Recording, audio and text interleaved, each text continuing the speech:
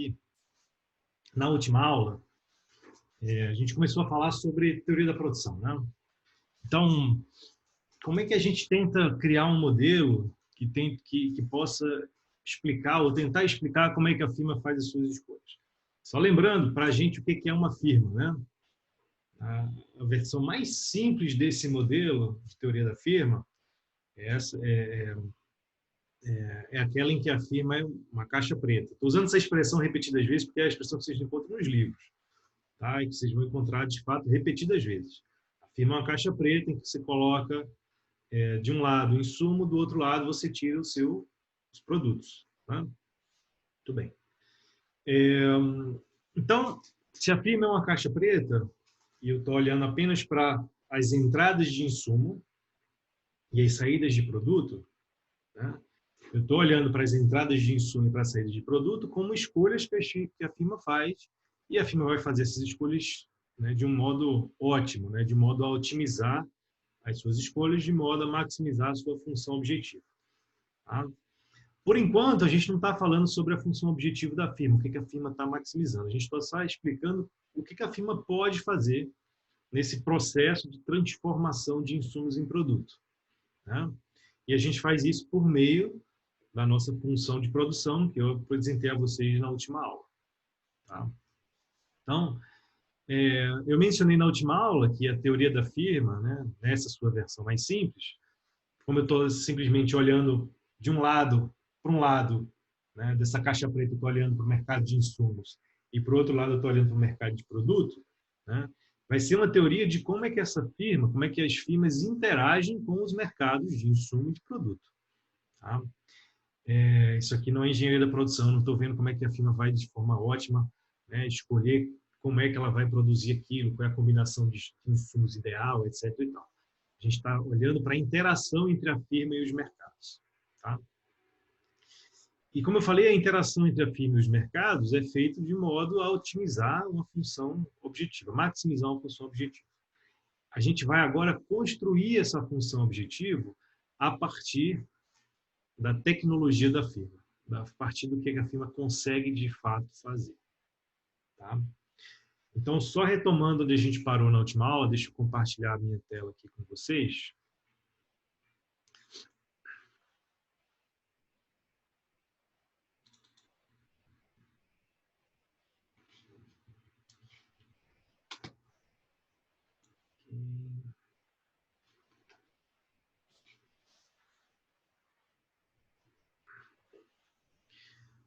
Uma pergunta. O Léo perguntou se as notas da P1 serão postadas antes da P2.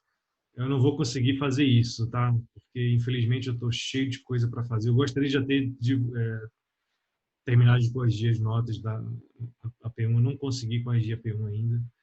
Tá? Vou tentar fazer isso aí o mais rápido possível, mas eu não vou conseguir corrigir antes da P2, tá? Peço desculpas aí a vocês.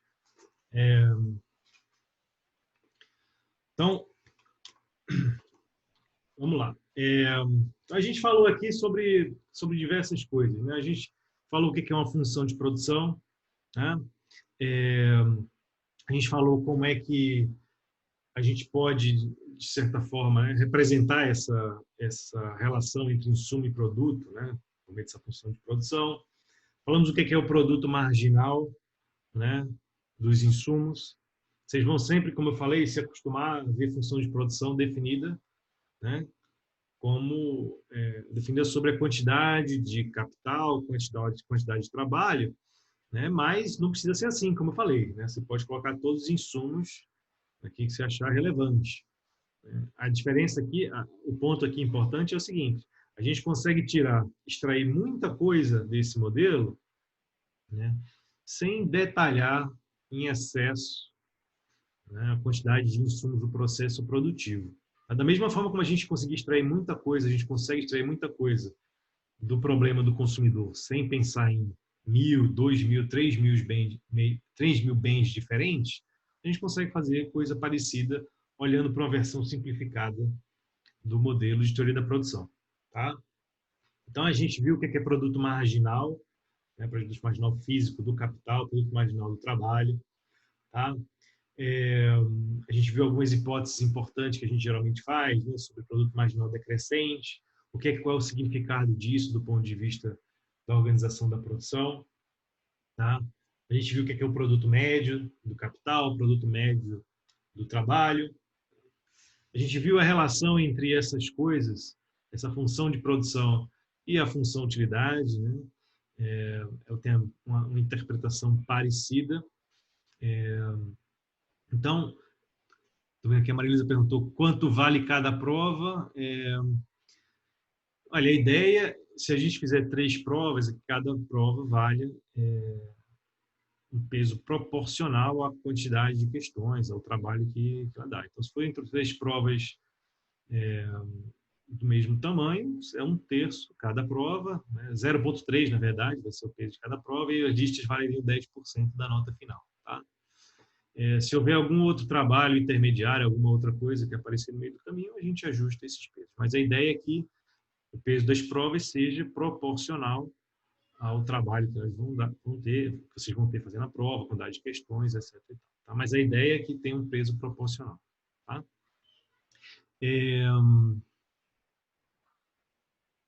Você pode mandar um e-mail, Maria Luísa, sobre a sua dúvida.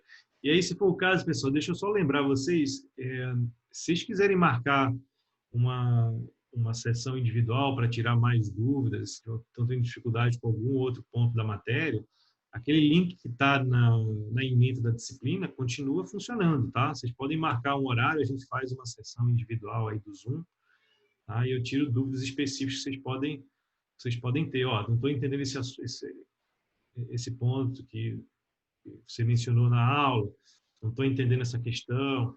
Aí a gente destrincha com um pouco mais de calma. Se você quiser mandar, então, Maria Luísa, por e-mail, eu tento responder por e-mail, e aí a gente, se ficar uma dúvida adicional, a gente pode marcar uma sessão do Zoom, tá?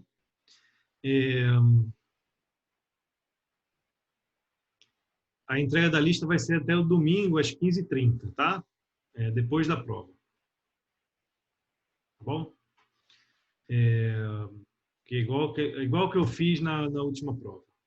Tá? Então, continuando aqui, se vocês tiverem mais perguntas sobre a prova, pessoal, segura um pouquinho, aí no final da aula vocês fazem, tá? Sobre a prova, sobre a lista. A gente poder caminhar um pouquinho aqui com a matéria. Então, a gente falou sobre as isoquantos, né, e sobre a relação, ou melhor, sobre a similaridade entre a função de produção e a função de utilidade, né? Então, da mesma forma como a função de utilidade descreve as preferências, a função de produção vai descrever a característica fundamental das firmas, que é a sua tecnologia, né? O que a firma pode, de fato, fazer. Né? E a gente viu que as isoquantas também têm uma relação com as curvas de indiferença. Né? São o análogo para a teoria da produção da curva de indiferença na teoria do consumidor.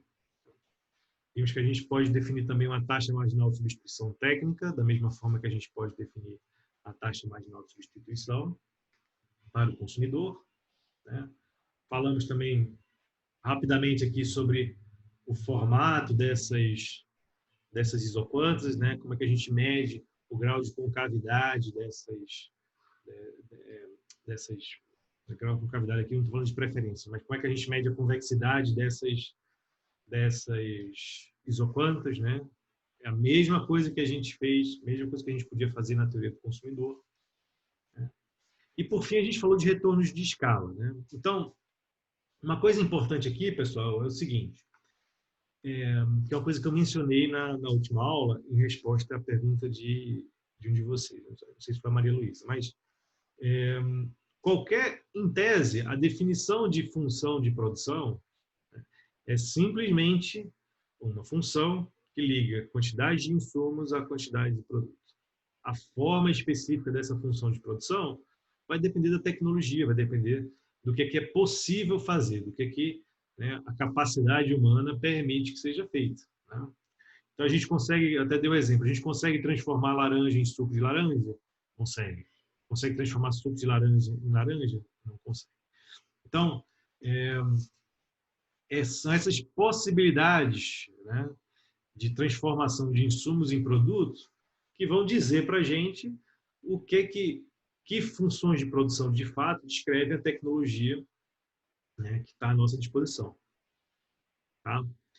O formato dessa função de produção, as propriedades dessa função de produção vão depender efetivamente dessa tecnologia. Tá? Então, o que eu vou apresentar para vocês aqui são algumas características, alguns termos que descrevem tecnologias, né, e que têm uma representação na forma de uma função de produção. Então, quando eu falei sobre retornos de escala decrescente, crescente, retornos constantes de escala, tá? Então, a ideia de retorno de escala é meio que a resposta para a seguinte pergunta: olha, se eu multiplicar a quantidade de insumos por uma constante, o que acontece com uma quantidade de produto? Vai ser multiplicada por essa mesma constante? Se for multiplicado por essa mesma constante, significa que a função de produção é homogênea de grau 1. Significa que os retornos são constantes à escala. Se eu multiplico os insumos por uma constante e a função de produção não é multiplicada por uma constante, por essa mesma constante, se o meu produto vai crescer uma taxa em uma proporção menor que o crescimento dos insumos, eu vou ter retornos decrescentes à escala. Se o meu produto crescer uma proporção maior que o crescimento dos meus insumos, eu vou ter retornos, né, crescentes de escala. Então, menor, decrescente, maior, crescente. Tá? Repara que essa relação entre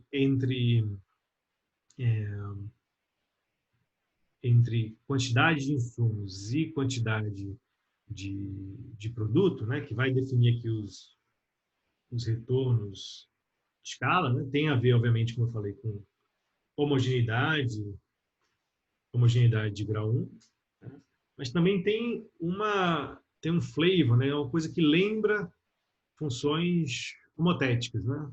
Vocês lembram de funções homotéticas? Então, eu posso falar a gente viu relação de preferências homotéticas, né? Você pode ter relações de preferências homotéticas representadas por uma função de utilidade homotética. A função de produção pode ser também homotética, né? Então, significa o quê? Olha, se eu tenho uma determinada quantidade de insumos, né?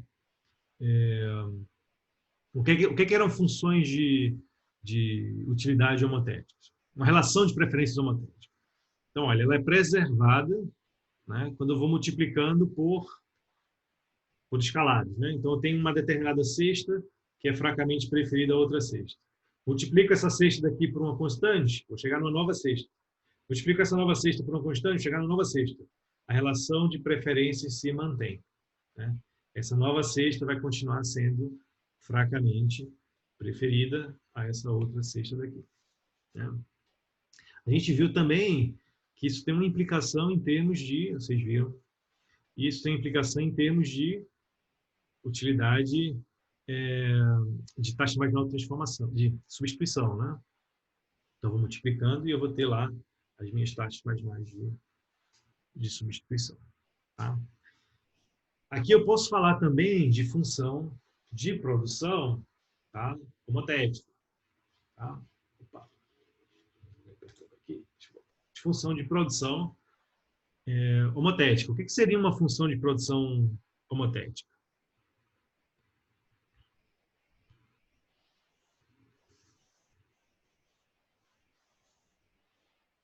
Quem me diz?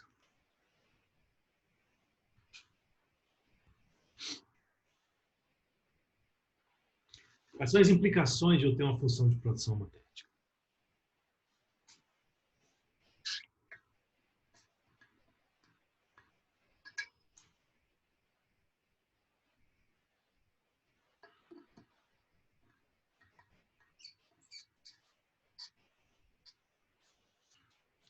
Eu tenho a TMST, né? Eu tenho essa mesma propriedade da TMST, vai ser preservada, é verdade. Vai depender da razão entre K e L. É exatamente isso. Então, o que é que eu vou fazer? Eu vou multiplicando os meus insumos por uma determinada quantidade. Se eu estou multiplicando os insumos por uma determinada quantidade, significa que eu estou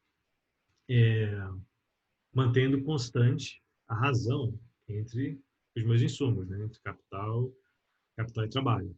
Né? E, e, mais, e o meu produto, né? Como vocês falaram, vai depender apenas da razão entre K e L. Isso é mais do que homogeneidade de grau 1. Eu posso, por exemplo, ter uma função homotética, que é uma transformação crescente de uma função homogênea de grau 1, uma função que traz retornos constantes, né, de escala. Por exemplo, se eu multiplicar minha função de produção, se eu somar minha função de produção a uma escala qualquer, se eu pego, por exemplo, minha função de produção, que é homogênea de grau 1, e eu somo essa função com um número 100, por exemplo, ou 1000, ou 2000, eu chego numa função que não é mais homogênea de grau 1. Né?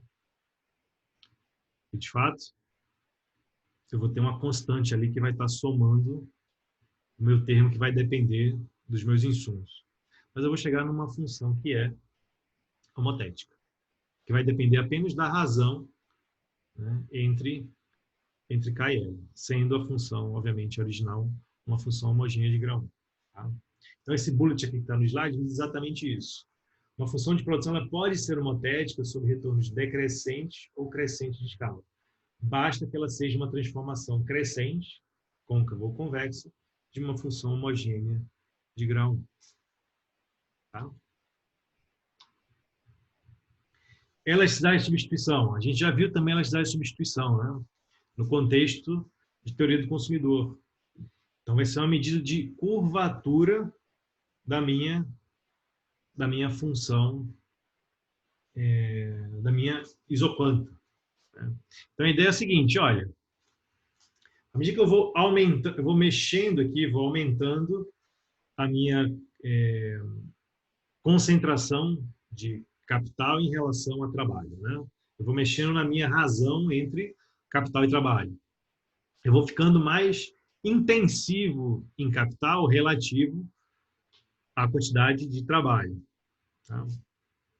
Aliás, eu vou até começar a usar uns termos aqui, pessoal, que vocês vão ter que se familiarizar também. Né? Uma tecnologia intensiva em capital é uma tecnologia que usa muito capital. Intensiva em trabalho é uma tecnologia que usa muito trabalho. Tá? Então, por exemplo, eu não sei se vocês já viram, eu até queria encontrar essa imagem na internet. Eu vi uma vez essa imagem na internet e não salvei, devia ter salvado para colocar nos slides de aula. Não sei se vocês já tiveram na USP e vocês já perceberam como é que eles cortam o gramado na USP? Vocês já viram o pessoal aparando a grama na USP? O pessoal aparando a grama na USP, tem uma pessoa que vai com um cortador de grama, né? E tem outras duas pessoas que vão segurando uma rede para evitar que a grama vá para a rua, né? Para a grama ficar apenas na área do gramado. Né? Então, você tem ali 3 pessoas, né? É uma tecnologia que tem 3 unidades de trabalho, né? Tem um bem de capital, né? Que é aquele cortador de grama, tem aquela redezinha ali que eles usam, e eles vão, sei lá, com essa tecnologia, eles vão ter uma determinada produção, né? Vão cortar uma determinada quantidade, uma determinada área de gramado por hora. Né? Isso é uma tecnologia que é relativamente intensiva em trabalho, né? E pouco intensiva em capital. Mesma coisa, vocês já viram, vocês sei lá, estão andando de carro, viajando nas estradas, vocês já viram como é que se produz, como é que se faz o recapeamento do asfalto aqui no Brasil, como é que se produz uma rodovia, como é que se pinta aquelas faixas que vão no meio da da rodovia, em muitos lugares do Brasil, ainda é feito de uma forma altamente intensiva em trabalho também, né?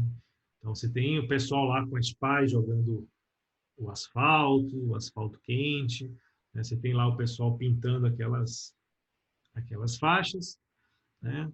E aí, quando você vai para fora do Brasil, para alguns países em que usam tecnologias mais intensivas em capital e menos intensivas em trabalho, o que é que você vê? Você vê como é que as pessoas cortam grama. Você tem tipo um tratorzinho, né? Um cortador de grama que você vai sentado em cima, e ele vai cortando a grama, né? E já tem, inclusive, umas aparas laterais assim que impedem que a grama cortada se espalhe para muito longe, né? Então, você tem uma unidade de trabalho sendo utilizada, você tem muito mais bem de capital sendo utilizado. E o que acontece com a produtividade? Produtividade média, por exemplo, produto médio do trabalho, né? Uma única pessoa consegue produzir, consegue, por exemplo, cortar a grama de uma área bem maior, né? Consegue cobrir um terreno bem maior do que aquelas 3 pessoas que estão trabalhando ali de uma forma semi-artesanal, digamos assim, né? Que é muito mais intensivo em trabalho. São 2 tecnologias possíveis também, né? De você executar o mesmo trabalho, só que uma tem uma produtividade média, um produto médio muito maior do que a outra, produto médio do trabalho. Mesma coisa para o exemplo lá do recapeamento, do asfalto, né? Existem equipamentos hoje que você, da mesma forma, tipo um grande trator, né? Que na frente vai despejando o asfalto, né? À medida que o trator vai passando tipo um rolo compressor, né? Que vai meio que nivelando aquele asfalto, tá? E aí, uma vez, depois que o asfalto tá todo recapeado, né? Você tem também uma máquina, uma pessoa que vai passando com uma máquina que vai pintando as faixas indicativas ali no meio da rodovia, né? Então, você pode também fazer o mesmo processo produtivo, né? Nesse caso, eu estou produzindo uma estrada, mas eu posso posso ter o mesmo processo produtivo, né? Que vai ter o mesmo resultado, com uma quantidade muito maior de capital e muito menos de trabalho, né? Então, eu tenho diversas tecnologias diferentes, né? Tecnologias são mais intensivas em capital e menos intensivas em capital. Mais intensivas em trabalho e menos intensivas em trabalho, tá? Isso vai ter uma implicação do ponto de vista de produtividade média do trabalho, tá? Então, eu tenho uma determinada quantidade produzida, tá? E eu tenho a quantidade de trabalhadores que eu precisei para realizar aquele trabalho, tá? Isso é uma coisa importante para a gente ter em mente. Eu quero que vocês gravem isso na cabeça, porque a gente vai voltar a falar sobre isso, tá? Quando a gente for falar da escolha ótima da firma e do salário de equilíbrio, tá? Então, o que a gente está olhando aqui é meio que o que a tecnologia nos permite, né? Ou melhor, como é que a tecnologia permite que a gente substitua capital e trabalho. É isso que vai nos dizer a nossa curvatura das isoquantas, é isso que vai nos dizer aqui a nossa elasticidade de substituição. Então, como é que a minha taxa marginal de substituição varia? À medida que eu vou variando a razão entre capital e trabalho, né? Então, aumentei a razão capital-trabalho um pouquinho. Eu tive uma mudança muito grande na curvatura, na inclinação da reta tangente à minha isoquanta, na taxa marginal de substituição técnica. Se eu tive uma mudança muito, muito grande nessa taxa marginal de substituição técnica, significa que a minha elasticidade de substituição é maior, tá? Então, a forma como a gente calcula esse negócio é a mesma forma que a gente calculava lá na teoria do consumidor. Não tem também muito mistério, tá? Quando eu falei para vocês que teoria da produção tinha muita coisa parecida com teoria do consumidor, não estava mentindo. A gente tem também funções de produção lineares, que são parecidas com substitutos perfeitos, com proporções fixas, que são parecidas com complementares perfeitos, ou Leontief, né? Funções de produção Cobb-Douglas, funções de produção com elasticidade de substituição constante. Tá? E uma coisa importante aqui é o seguinte, olha,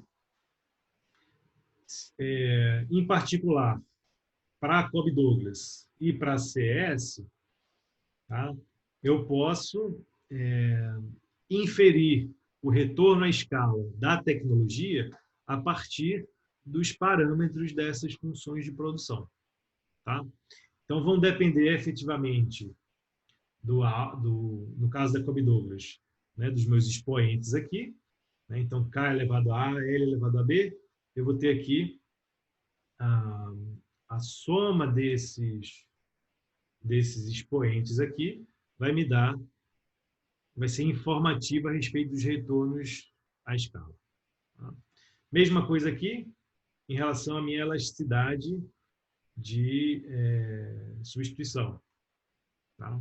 Isso aqui também vai ser informativo a respeito dos retornos à escala. Tá? Isso aqui vai ser um exercício da lista de vocês. Tudo bem? Antes de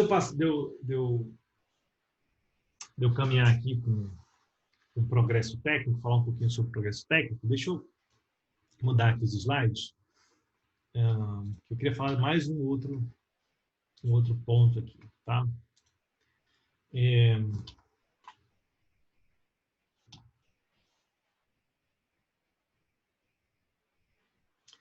Existe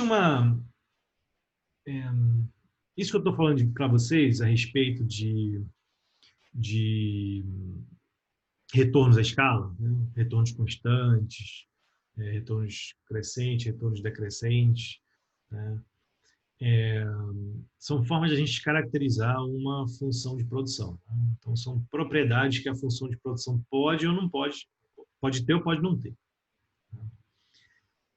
Então, quando eu falo assim, olha, considera uma função de produção com retornos crescentes à escala.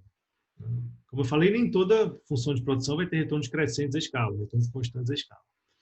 Mas existem algumas propriedades, algumas características que são recorrentes, que vão aparecer com mais frequência. Tá? Então, uma coisa que aparece com bastante frequência são as chamadas condições de Inada. O que são condições de Inada? O que é uma função que satisfaz, uma função de produção que satisfaz as condições de Inada? Tá? Bom, primeiro, uma função de produção que satisfaz a condição de Inada. Geralmente, a gente até... Você já deve ter visto a expressão, considere uma função de produção bem comportada, ou preferências bem comportadas. Então, a função de produção que satisfaz a condição de nada, tipicamente é uma função bem comportada, uma função de produção bem comportada. Tá? O que é isso? Bom, primeiro, se eu uso zero de insumos, eu tenho zero de produto. Tá? Faz sentido, né? Se eu não estou usando nada, eu não vou produzir nada. Segundo, a função f ela é 2 vezes continuamente diferenciada. Então, posso derivar esse negócio 2 vezes, função contínua. Tá? Por que isso é importante para mim? Porque eu quero avaliar o sinal desses derivados. Eu quero olhar para se essa função é uma função côncava, convexa, né? E eu quero usar os derivados para fazer isso. Ok? Outra coisa, outra propriedade que uma função que satisfaz as condições de nada tem que ter. A derivada, em relação a qualquer insumo, esse Zzinho daqui é um vetor de insumos, tá, pessoal? Mudei um pouquinho a notação, mas derivada de f em relação a z, a zl, significa que eu estou pegando todo esse vetor de insumos aqui, eu estou derivando em relação a um insumo. Então, assim, olha, aumentei a quantidade de trabalho, tá? Derivei a minha função de produção em relação à quantidade de trabalho. Isso aqui é o meu produto marginal do trabalho, né? Então, uma função de produção que satisfaz as condições de nada significa uma função de produção que tem como condição necessária os seus produtos marginais físicos do trabalho serem positivos. Então, se eu aumento a quantidade de capital, eu vou produzir mais. Se eu aumento a quantidade de trabalho, eu vou produzir mais. Tá? Esse aqui é o produto marginal do insumo L, do L-ésimo insumo. Tá? Tudo bem?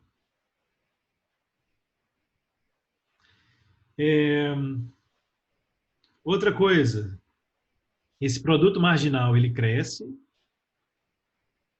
né? Ou melhor, essa quantidade produzida ela cresce à medida que eu vou aumentando meus insumos, mas cresce a taxas decrescentes. Né? Produto marginal físico do trabalho, do capital é decrescente. Então, tudo isso aqui a gente já sabe, né? Isso aqui é produto marginal do trabalho, produto marginal do capital, né? Positivo, mas decrescente. Tá? Tudo bem? E as novidades são meio que essas duas condições aqui. Olha, à medida que eu vou convergindo, me aproximando do zero, tá? Produto marginal dos insumos vai convergindo para infinito.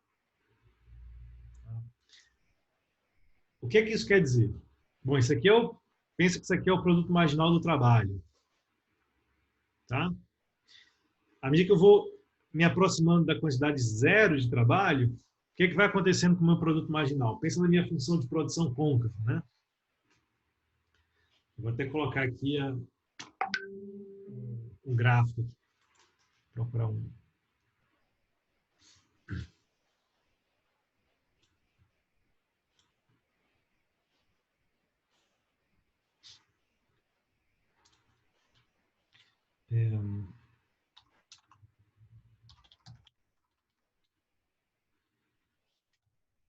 Pegar uma Cobb Douglas aqui, porque é super.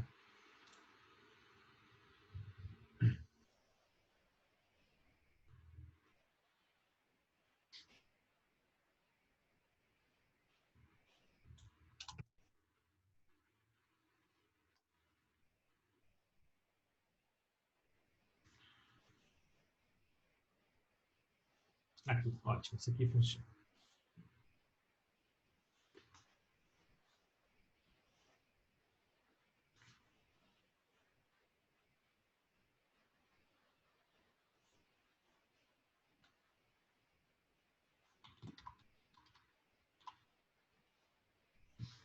Ok.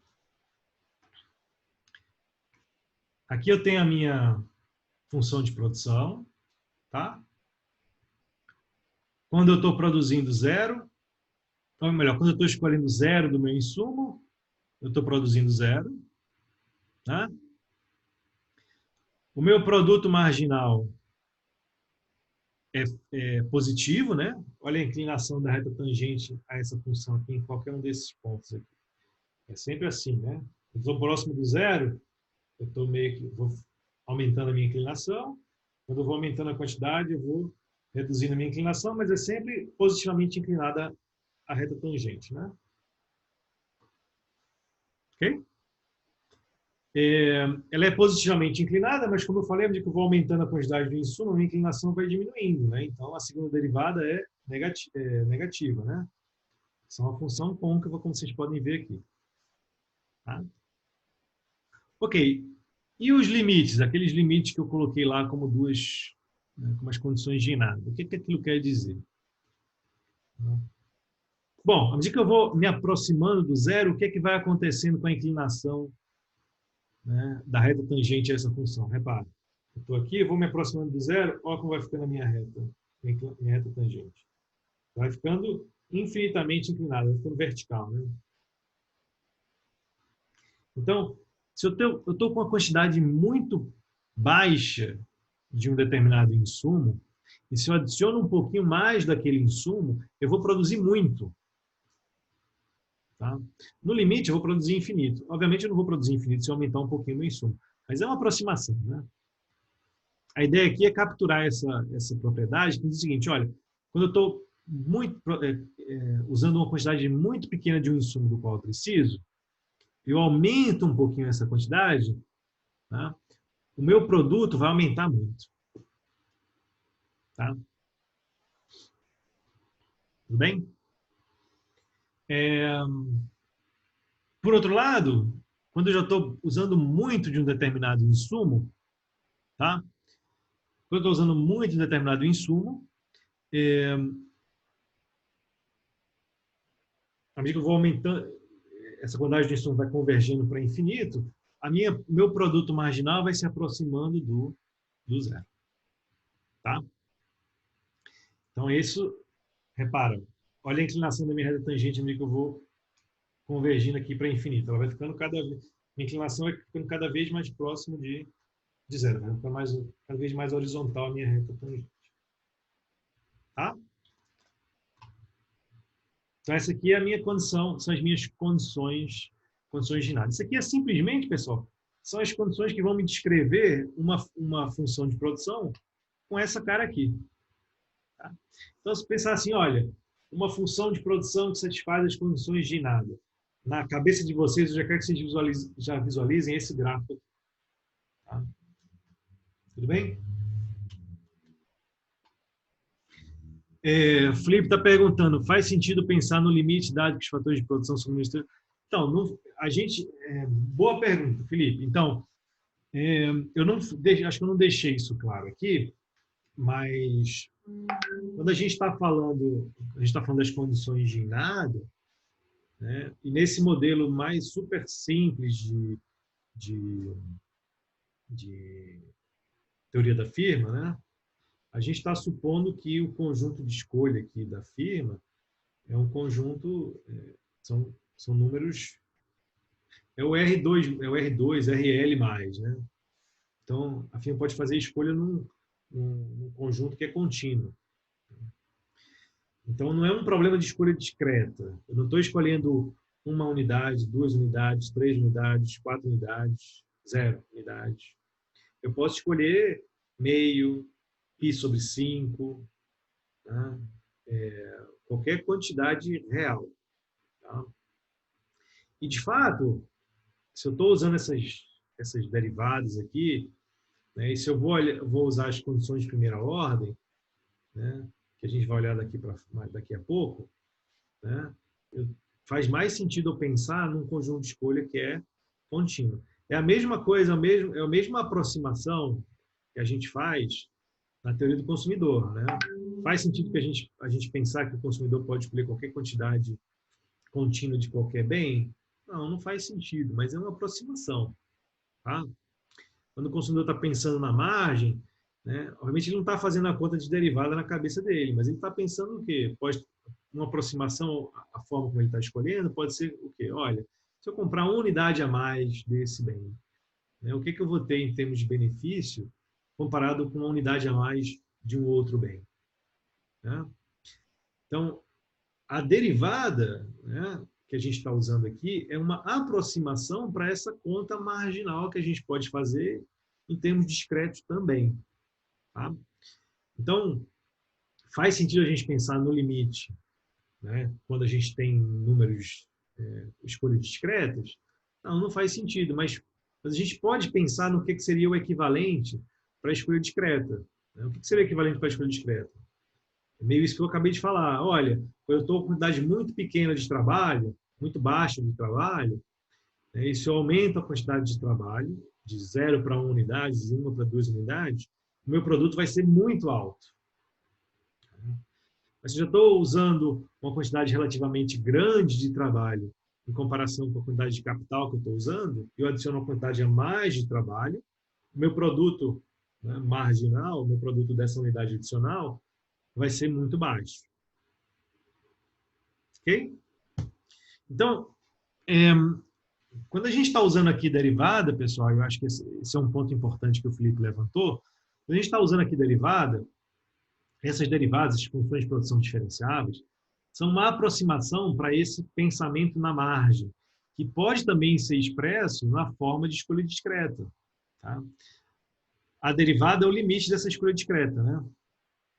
Então, olha, eu estou consumindo 5 unidades, né? Vou consumir agora 6 unidades de trabalho, por exemplo. O quanto é que eu vou produzir na margem quando eu passo de 5 para 6? Eu vou ter uma diferença, né? Vai ser f de 6 menos f de 5 sobre 6 menos 5. né? Eu vou ter a diferença. Quando esse 6 converge para o 5, é exatamente essa derivada que a gente está olhando, né? Então, quando esse 6 converge para o 5, essa razão, essa fração, vai convergir para a minha derivada. Tá? Então, essa derivada é uma aproximação dessa conta discreta que a gente está fazendo. Tá? Mas a escolha discreta preserva, né, esse raciocínio, essa racionalidade de pensar na margem. Tá? Tudo bem?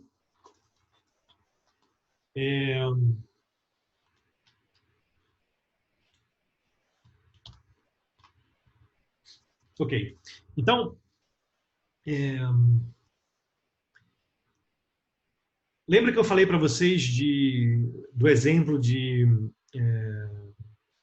do cortador de grama na USP, né, que usam 3 pessoas e um bem de capital meio rudimentar, né, para produzir, sei lá, 100 metros de grama cortada em 1 hora. Né?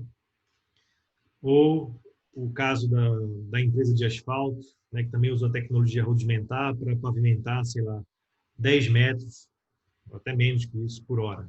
Né? Uma determinada quantidade lá de trabalho. Quando a gente está falando, quando a gente está resolvendo o problema da firma, né, na sua forma mais simples possível, a gente está resolvendo um problema estático. Né? Ou seja, a gente está olhando para o que eu vou falar um pouquinho mais para frente do que é esse problema da firma. Tá? Mas a gente pode descrever a tecnologia também de uma forma estática. Né? Dizer assim, olha, quando a gente olha para essa função de produção aqui, qualquer uma dessas funções de produção aqui, né? Essas funções de produção, elas descrevem o que pode ser feito hoje. Né? Então, representam a tecnologia que é estática, que não está mudando ao longo do tempo. Não é um problema dinâmico.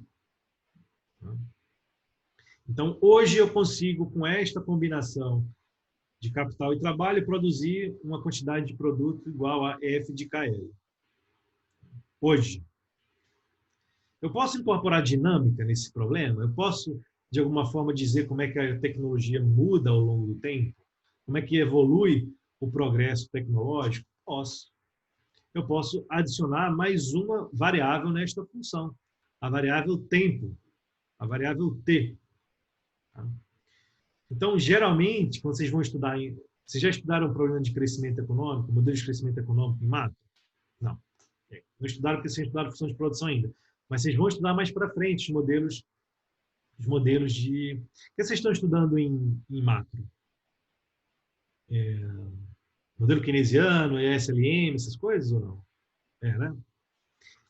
Então, isso aí são modelos keynesianos, são modelos que olham para o lado da demanda, né?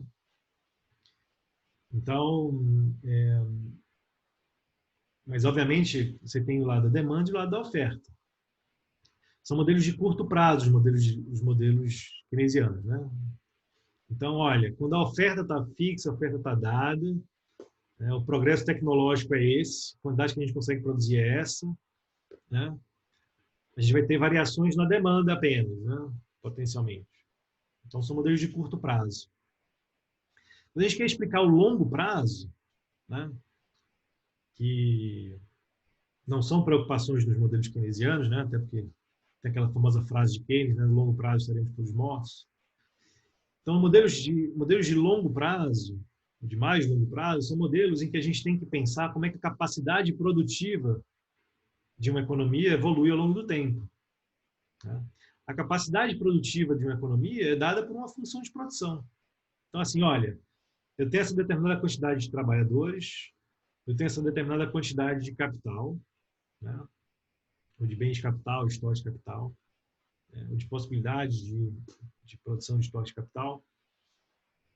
Como é que a minha capacidade produtiva, dada essas quantidades, evolui ao longo do tempo? Então, eu tenho que, de certa forma, incorporar a variável tempo para explicar a minha capacidade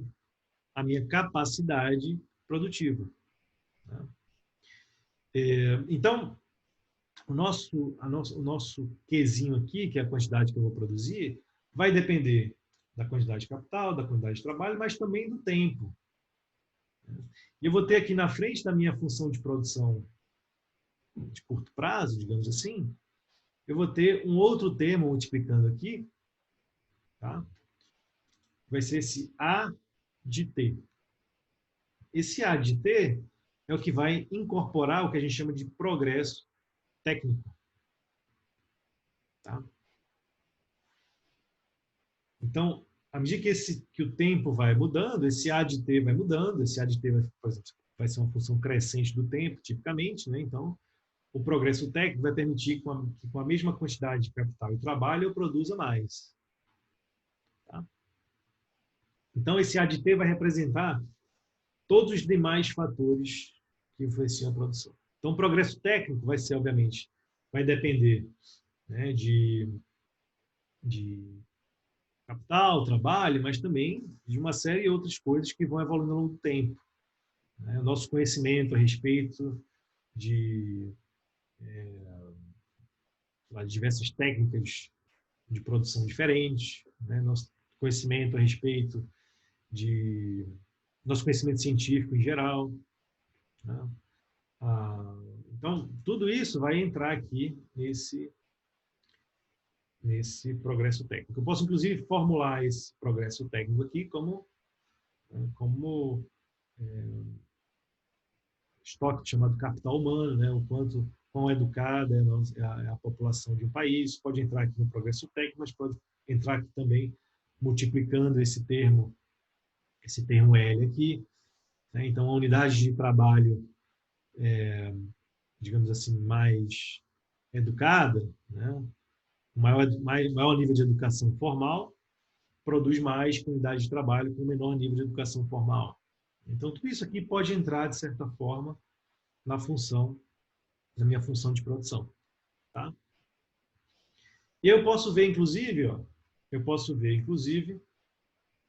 se eu tenho uma função de produção que incorpora o progresso técnico na sua formulação, eu vou ter aqui, como eu falei, o meu termo A de T, multiplicando a minha função de produção de curto prazo, né? E o meu A de T vai representar, como eu falei, todos os fatores que influenciam a produção. Eu posso ver como é que a minha produção evolui, né, ao longo do tempo. Como é que a capacidade produtiva dessa empresa, desse país, vai evoluindo ao longo do tempo. Eu tenho que ver como é que muda o progresso técnico ao longo do tempo.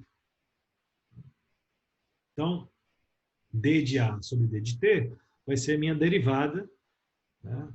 Minha derivada do progresso técnico em relação ao tempo. Então, se eu derivar esse negócio em relação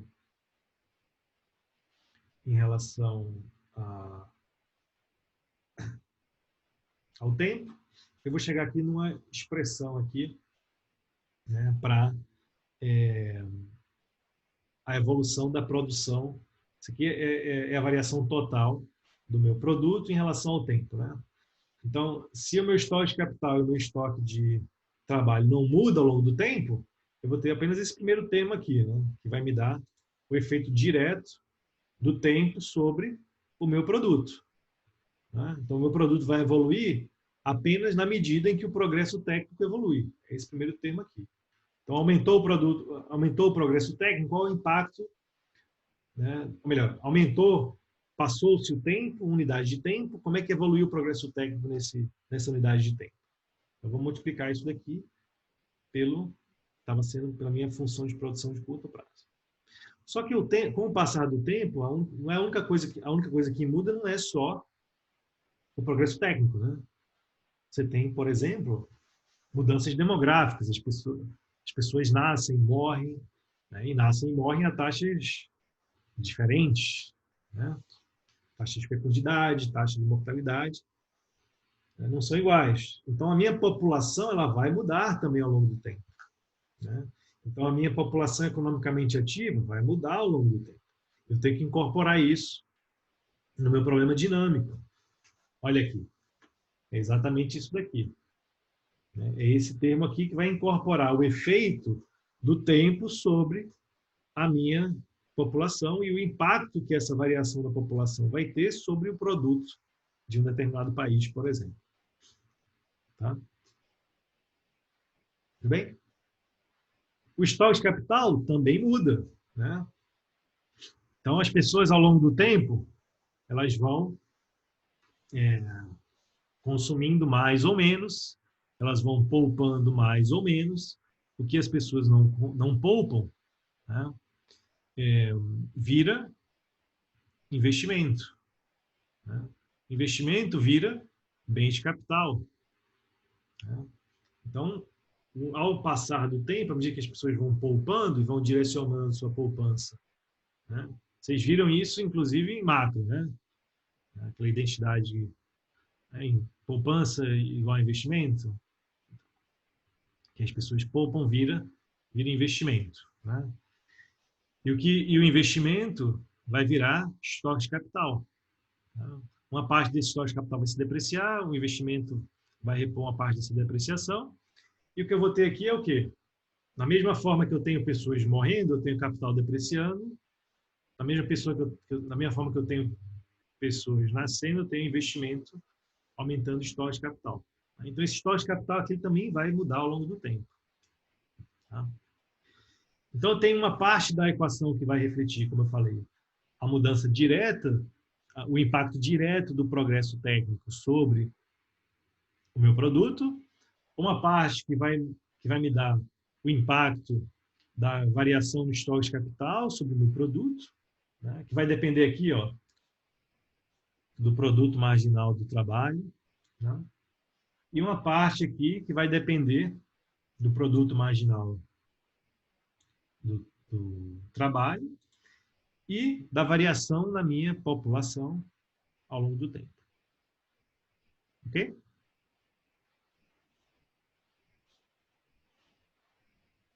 Mais ou menos?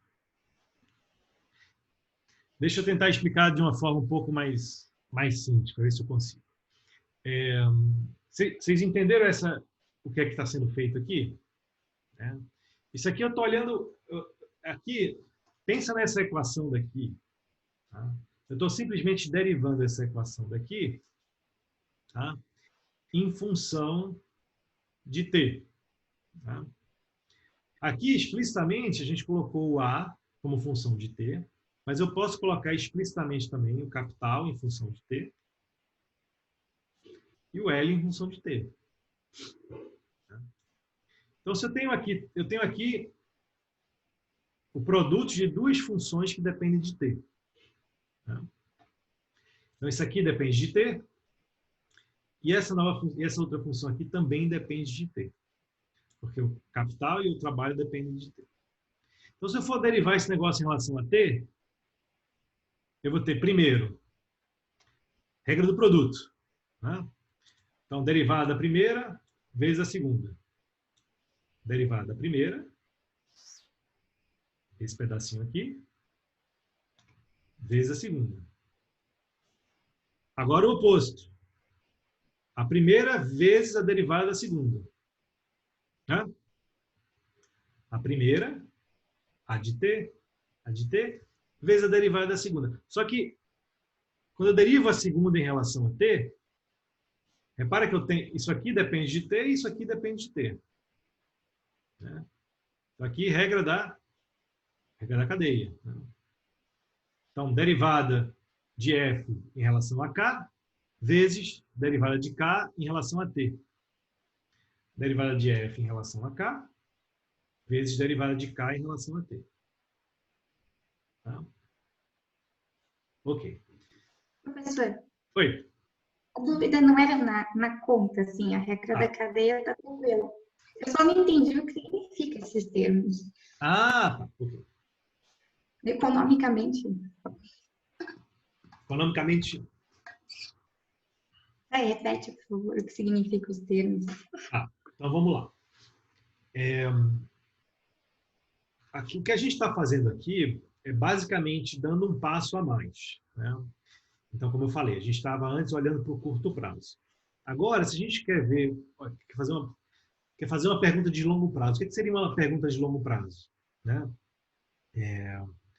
Por exemplo, você perguntou sobre convergência de países na última aula, né?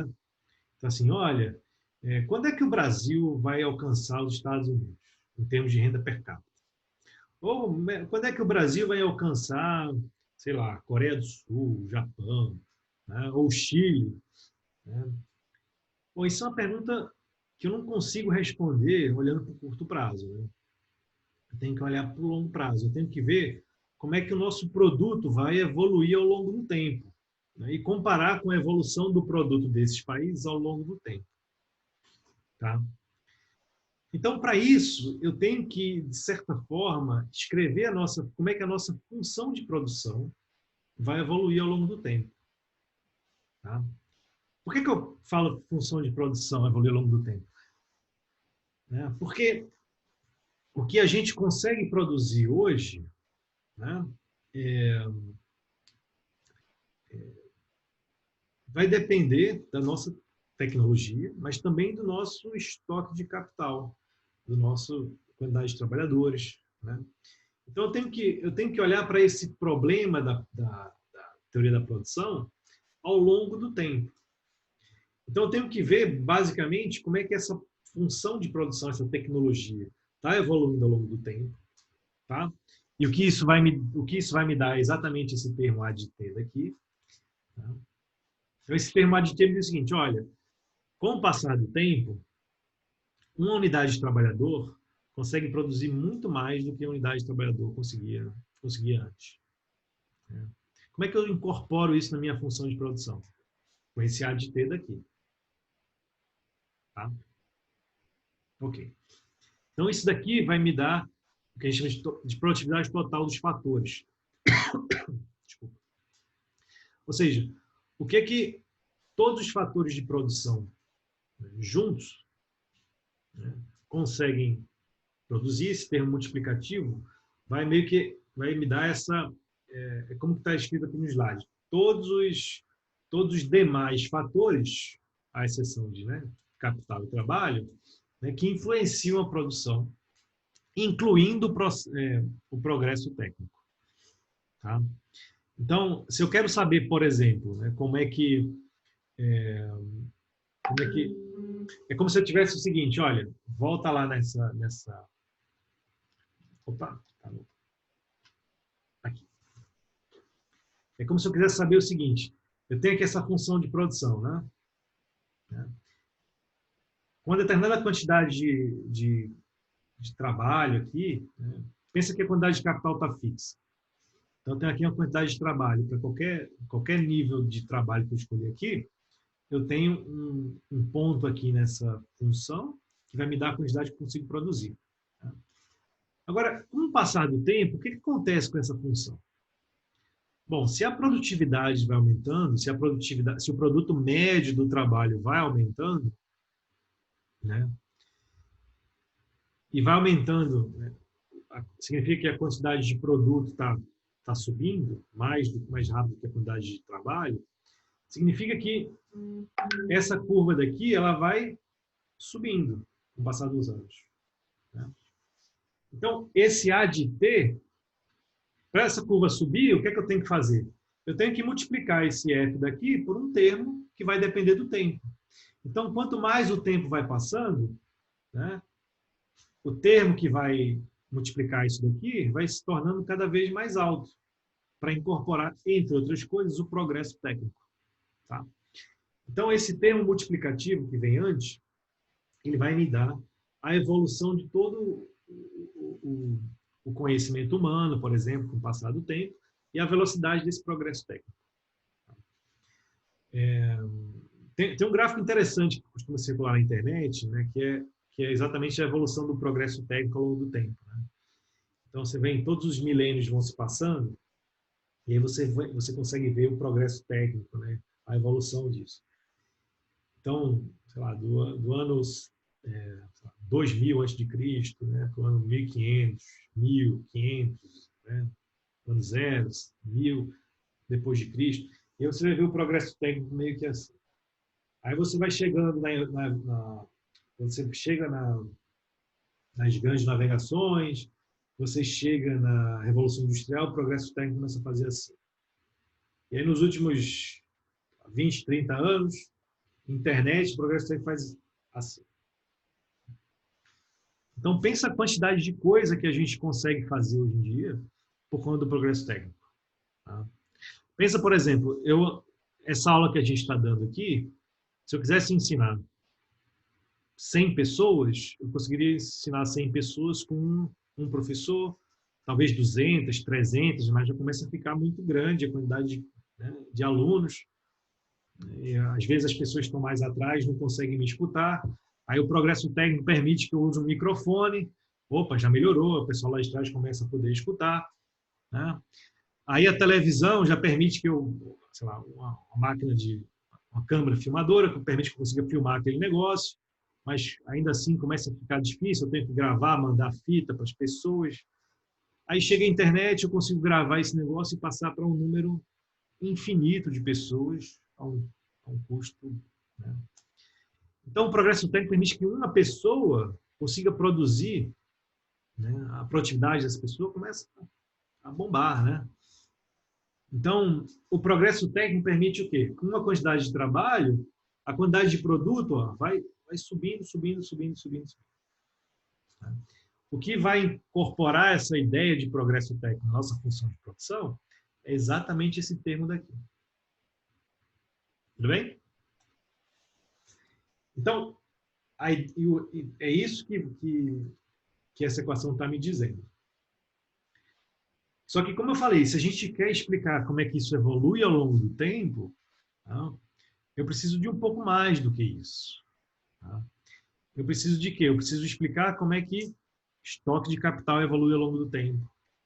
Né? Como é que trabalho evolui ao longo do tempo. Tá? Porque eu quero saber o quê? Eu quero saber como é que vai ser o produto daqui a 10, 15, 30, 100 anos.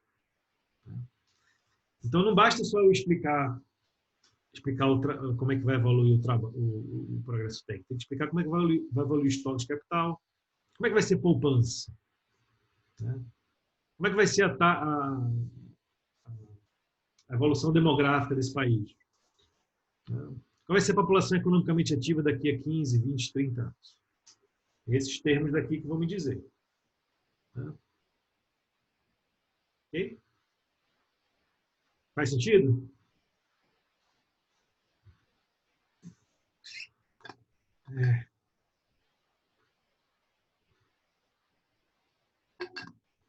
Ok.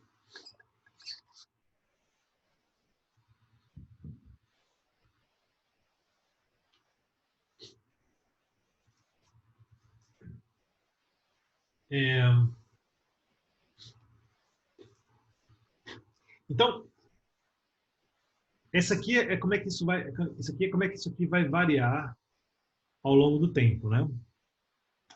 Como é que vai variar o meu produto, né? O quanto vai ser produzido na economia, como é que isso varia ao longo do tempo. Então, assim, olha, isso aqui, dQdt, vai ser uma quantidade de produto. Olha, eu vou produzir 1 milhão a mais, 2 milhões a mais, 5 milhões a mais. Se eu quero transformar isso daqui, em taxa de crescimento, se eu quero comparar taxas de crescimento de países diferentes, né, por exemplo, se eu quero tentar imaginar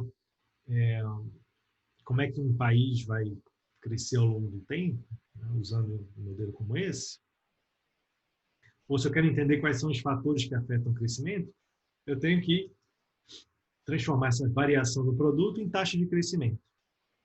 Né? Para fazer isso, eu divido pelo produto. Né? Então, isso aqui é a taxa de crescimento instantânea do país. Tá? Então, eu tenho que dividir toda essa equação daqui pelo produto. Né? Então, esse lado aqui eu tenho Q. Então, 1 sobre Q. Estou dividindo esse lado por Q. Desse lado aqui eu tenho também que dividir pelo produto. Então, ó, derivada de A em relação a T, vezes F de KL, sobre A F de KL. Então, o F corta, né? Tem o F aqui, eu tenho o F aqui, corta, fica só 1 sobre A, que é isso daqui. Porque eu vou ter o F em cima e o F embaixo. Ok?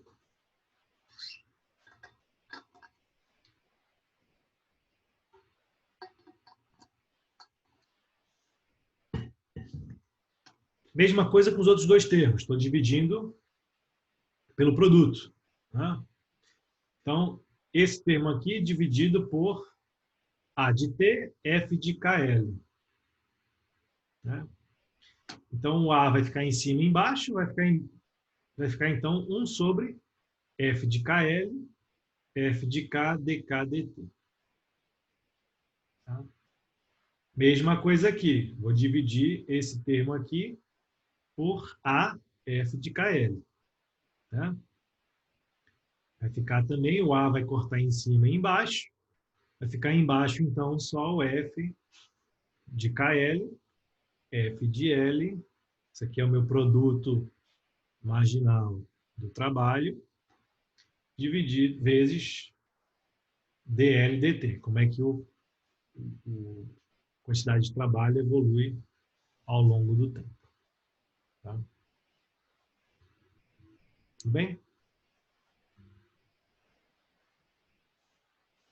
Essas coisas aqui são super importantes a gente ter em mente, tá, pessoal? Por exemplo, não sei se vocês já ouviram falar no bônus demográfico. Já ouviu essa expressão bônus demográfico? O que é o bônus demográfico? Nossa população está envelhecendo, né? Em termos proporcionais, inclusive. Nossa taxa de natalidade, as taxas de fecundidade estão diminuindo. Né? Então, se a gente for olhar para a nossa pirâmide etária, ela está ficando, ela era 30, 40 anos, ela era uma pirâmide de fato, você tinha muita gente na base, né?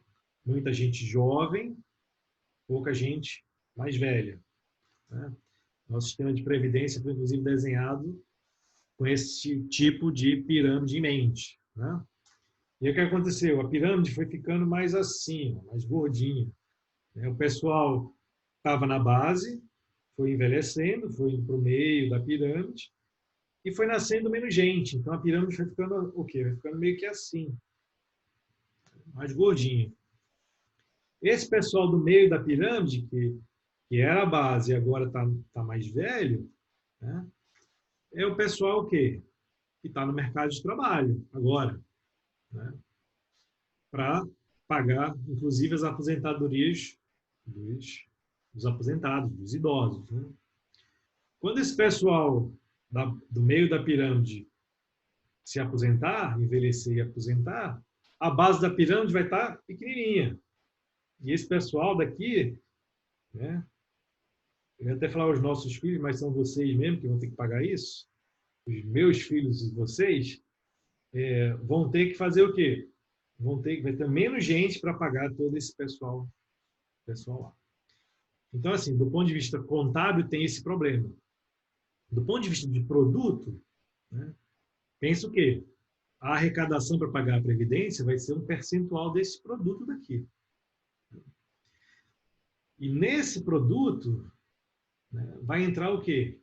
Esse L daqui, que é a quantidade de gente que está trabalhando. Como é que esse L está evoluindo ao longo do tempo?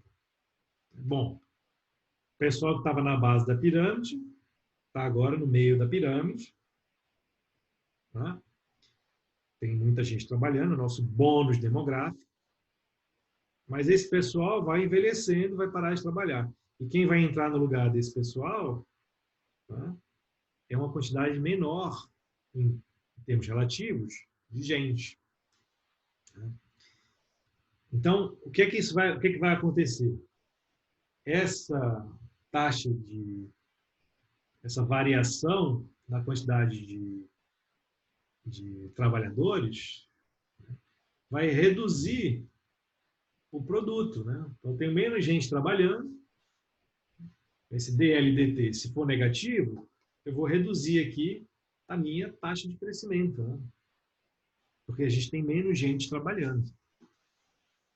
Tá? E com a taxa de crescimento mais baixa, né, o produto está diminuindo. A arrecadação é função do produto. Né? Então, a gente vai ter uma... A Previdência come aí um pedaço importante do produto. Né? Se o custo com a Previdência aumenta mais que o produto, significa que o custo com a Previdência está aumentando mais do que a arrecadação. Isso se torna insustentável. Tá? Então, posso pensar isso em termos do que a gente está produzindo, do que a gente está arrecadando e do que a gente está gastando. Tá? E com isso, eu tenho que incorporar aqui, obviamente, a variação na minha força de trabalho, tá? Que é esse DLDT daqui. Tudo bem?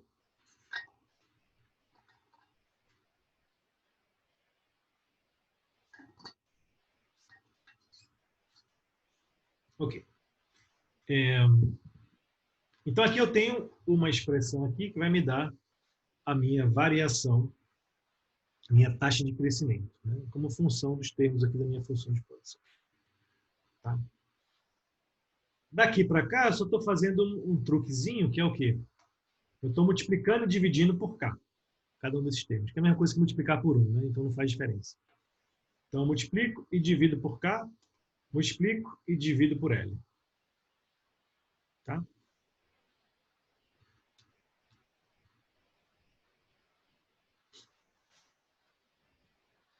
Ok? Então, repara. A taxa de crescimento, que é o que está aqui, ó, é o quê? É a derivada da minha variável em relação ao tempo sobre essa variável, né? Ou multiplicado por 1 sobre essa variável. Então, essa aqui é a minha taxa de crescimento do produto. Tá? dQ, dt, vezes 1 sobre Q. Tá? Eu posso calcular minha taxa de crescimento de qualquer variável dessa forma, né? Ao longo do tempo. Então, se eu quero calcular a minha variável, como é que a taxa de crescimento do meu estoque de capital, vai ser o quê? dK dt vezes 1 sobre K. Né? É isso aqui, ó. dK dt vezes 1 sobre K. Isso aqui é a minha taxa de crescimento do estoque de capital. Mesma coisa para cá, ó. dL dt vezes 1 sobre L. Isso aqui é a taxa de crescimento do meu estoque de trabalho, digamos assim. Tudo bem?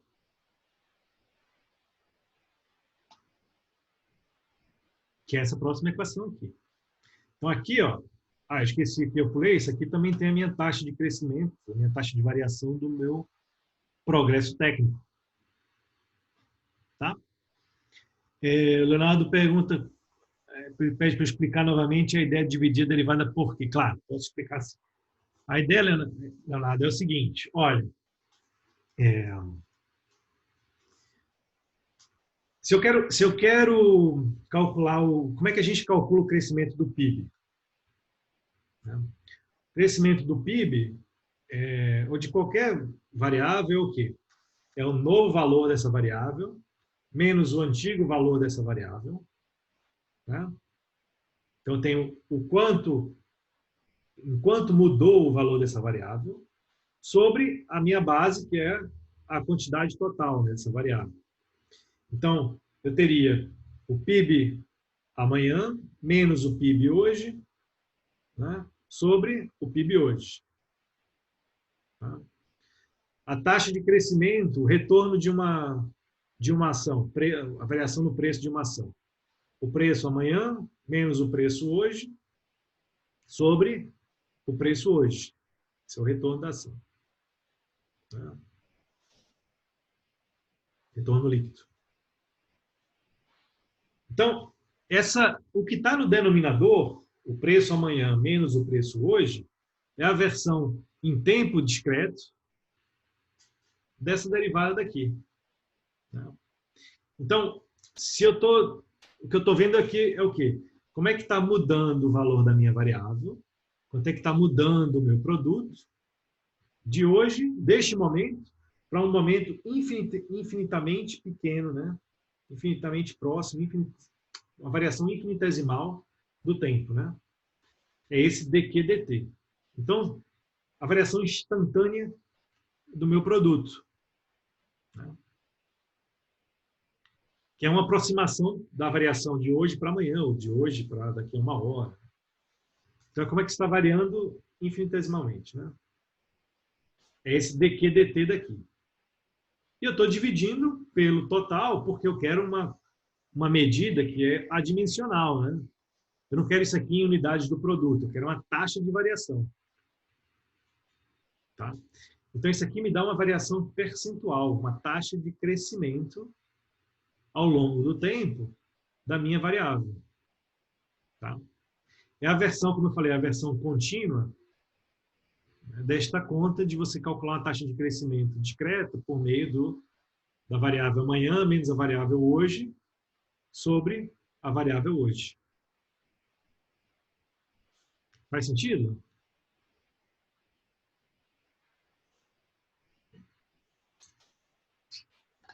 Ou não está muito claro ainda?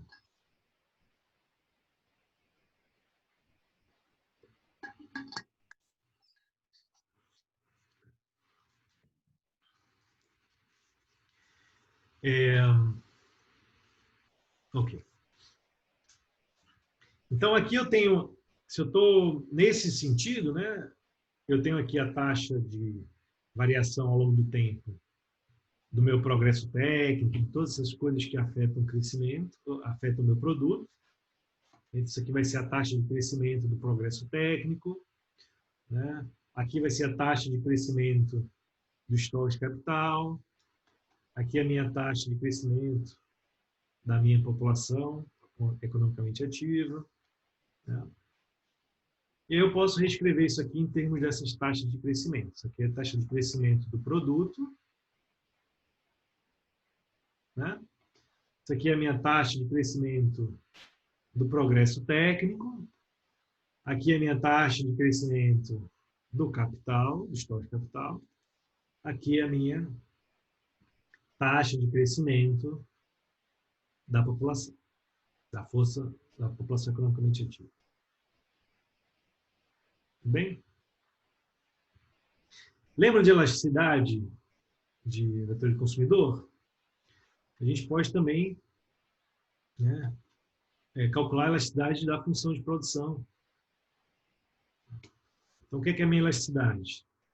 É a minha derivada aqui, ó. Isso aqui é a derivada de F em relação a K, é o meu produto marginal do capital. O produto marginal do capital vezes capital sobre o produto, minha função de produção, é exatamente a minha elasticidade da função de produção em relação ao capital. Elasticidade do produto em relação ao capital. Então, se eu aumentar em 1% o meu capital, meu estoque de capital, em quantos por cento vai aumentar meu produto? Tá? Posso fazer a mesma coisa com trabalho. Se eu aumentar em 1% a minha quantidade de trabalho, em quanto vai aumentar o meu produto? Aqui eu tenho as minhas elasticidades.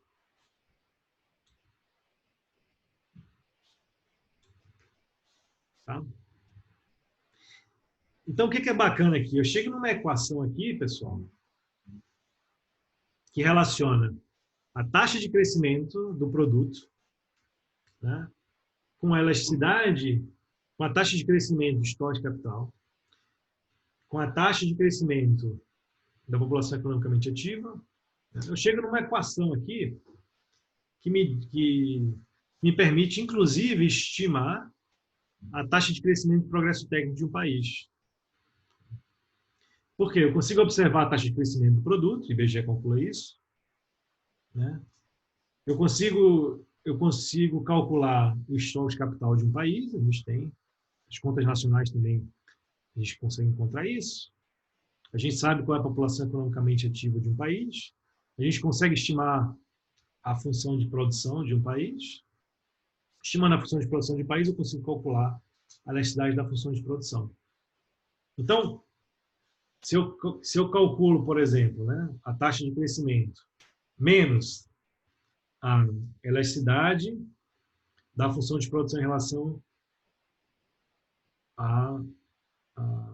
ao capital, né, vezes a taxa de crescimento do estoque de capital, menos a elasticidade da função de produção em relação ao trabalho, vezes a taxa de crescimento da população economicamente ativa, eu vou chegar exatamente na taxa de crescimento do progresso técnico, né? Que é o que vocês não estudaram ainda o modelo de Solow, que é o modelo de crescimento, mas esse G de A é a medida de variação, é a taxa de variação do progresso tecnológico. Quanto maior é esse G de A, mais rapidamente o país está incorporando o progresso técnico, né, na sua economia. Mais rapidamente, aquela função de produção está subindo. Então, a gente consegue medir isso empiricamente, o que é bacana. Tá? É o que a gente chama de resíduo de Solow, que é o que sobra depois que a gente tira todo o crescimento que vem do capital, todo o crescimento que vem do trabalho. O que sobra é exatamente esse resíduo de Solow, que é a medida de progresso técnico. Tá? Bacana, né? Tudo bem? Dúvidas até aqui, pessoal? Tá. Então, a gente vai parar por aqui hoje, tá? E na próxima aula a gente começa a falar sobre custo, função custo. Tá? De onde é que vem o custo e como é que isso entra no problema da firma. Tá? Tudo que a gente fez até agora, repara que eu não, em nenhum momento aqui, eu estou falando de escolha ótima, a firma está maximizando o quê, como é que a firma está escolhendo a quantidade de capital, de trabalho, de produto. A gente só está descrevendo a firma. Né? A gente está dizendo assim, olha, a firma se descreve, é descrita por meio da sua tecnologia. E essa aqui é a tecnologia da firma. Tá? Tudo bem? Então, a partir de agora, a gente vai começar a falar assim, tudo bem, então isso aqui é o que a firma pode fazer. O que a firma vai fazer de fato? Dado que a firma pode fazer isso. Tá? A grosso modo, a tecnologia da firma ela faz o papel aqui do conjunto orçamentário do consumidor. Né? O consumidor ele não consegue fugir do seu conjunto orçamentário. Ele não pode escolher nada que não está no seu conjunto orçamentário. A firma também, ela não pode escolher nada que está fora das suas possibilidades de produção, que é dada pela tecnologia. Né? Então, se eu quiser combinar insumos e produtos, os insumos, né, que vão estar lá na minha função de produção, para produzir alguma coisa que a função de produção não permite, uma quantidade que a função de produção não permite, eu não vou conseguir. Eu estou preso àquela minha tecnologia. Tá? Então, aqui, a minha função de produção vai fazer esse papel, vai meio que amarrar um pouco as mãos da firma para dizer assim, olha, você não pode fazer nada que a sua função de produção não permite. Tá? Dúvidas, pessoal, até aqui?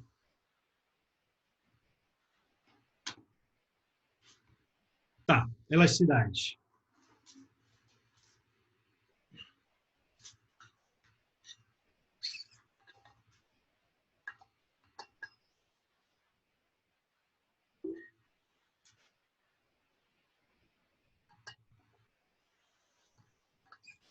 A elasticidade indica a inclinação da curva.